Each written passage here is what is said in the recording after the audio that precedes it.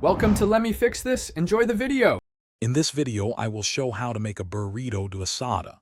We'll start by gathering all your fresh ingredients, ensuring everything is ready for an authentic experience.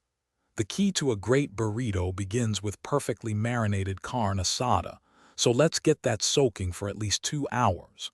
While it marinates, you can prepare your favorite salsa, creamy guacamole, and any other delicious fillings you plan to include. This preparation sets the stage for an incredible meal.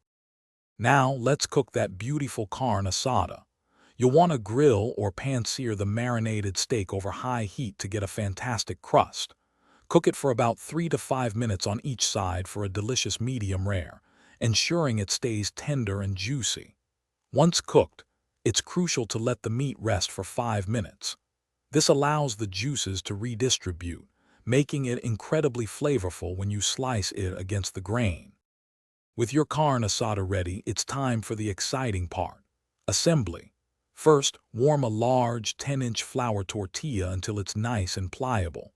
Next, spread a thin, even layer of refried beans or Mexican rice across the center. Then, add a generous portion of your perfectly sliced carne asada. Finally, top it off with your favorite salsa, some fresh guacamole, and a sprinkle of shredded cheese for that extra deliciousness. The final step is rolling your masterpiece.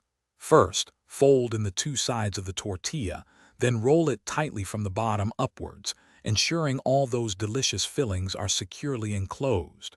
You want a firm, well-wrapped burrito that holds together perfectly. Once rolled, your homemade burrito de asada is ready to be served immediately. Take a moment to savor every single bite of your incredible creation. Enjoy! Thanks for watching. If you found this helpful, don't forget to like and subscribe.